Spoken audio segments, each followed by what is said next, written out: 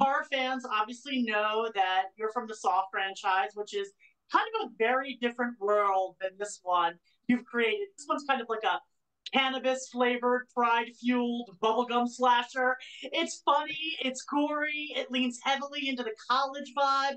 What inspired you to kind of leave that twisted Saw world and jump into this fun film? Well, it was a way to relate to the past. If every one of these, because for the 91 minutes we will offer a theater, it took us the year and a half to get there. So in mounting that journey, every day I was talking to myself or remembering something that I'd actually gone to. I wanted to do my best to help depict characters that everyone in the audience would recognize from their own lives. And in going into the realm of a college setting, well, isn't that the first time we somehow wander away from home, create ourselves, introduce ourselves, or maybe conceal elements of ourselves, and we just try stuff? And it might be the first puff of weed. It might be, the stunt, the this, the that. It's a way of almost molting childhood and Yeah. seeing the first of adulthood. So that I found to be an inspirational bit. In terms of humor, I just I like a world that has more humor in it. The darkness has its place too, and I even respected even the most wicked of horror movies. Usually, the most successful ones, even in their depiction of despair, are saying something, even sarcastic, even a little dark, even gallows humor has a way to play.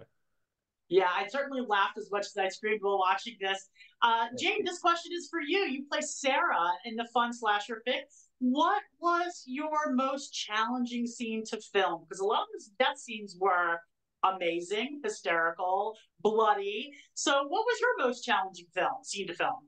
Ooh, this is a good question, and I have to get creative with how to say this without completely spoiling everything. Yes. But Sarah was such a fun character to play, and I think in the first two acts, you see her sort of really as an outsider navigating and trying to find herself within this friendship and this friend dynamic. And then when everything starts hitting the fan in the third act, she's pushed to lengths that she couldn't have possibly imagined. And there is a scene within that where she is covered in blood and she has this very long monologue.